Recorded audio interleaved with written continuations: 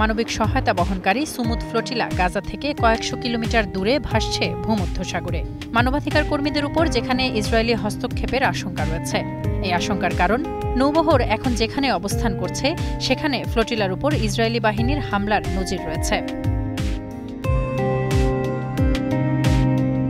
ইসরায়েলের সংবাদ মাধ্যম কান জানিয়েছে, নৌ কমান্ডো এবং যুদ্ধজাহাজ ব্যবহার করে ফ্লোটিলা থামানোর পরিকল্পনা চলছে। কিছু জাহাজ সমুদ্রেই ডুবিয়ে দেয়া হতে পারে এমন ভয়ঙ্কর পরিকল্পনাও রয়েছে গাজায় গণহত্যাকারী বাহিনীর। এখন প্রশ্ন উঠেছে, আন্তর্জাতিক সমুদ্র সীমায় অন্য দেশের পতাকাবাহী জাহাজ আটকানো বৈধ কিনা। আন্তর্জাতিক সমুদ্র আইন অনুযায়ী আন্তর্জাতিক জলসীমায় প্রতিটি দেশের পতাকাবাহী জাহাজের চলাচলের পূর্ণ স্বাধীনতা রয়েছে। কোনো দেশের নৌবাহিনী অন্য দেশের বৈধ পতাকাবাহী জাহাজকে আন্তর্জাতিক সীমানায় থামাতে, আটকাতে কিংবা জোরপূর্বক দখলে নিতে পারবে না, যদি না তা সন্ত্রাস, দস্যুতা কিংবা অস্ত্র চোরাচালানের সঙ্গে যুক্ত থাকে।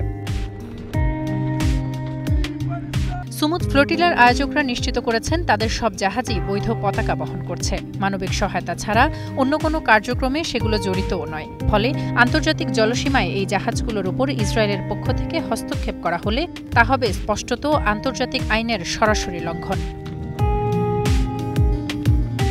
বিশ্বজুড়ে মানবাধিকার কর্মী এবং আন্তর্জাতিক সংস্থাগুলো বলছে, জাহাজ আটকানো কিংবা আক্রমণের মাধ্যমে সমুদ্রকে সংঘর্ষের মঞ্চে পরিণত করা হচ্ছে।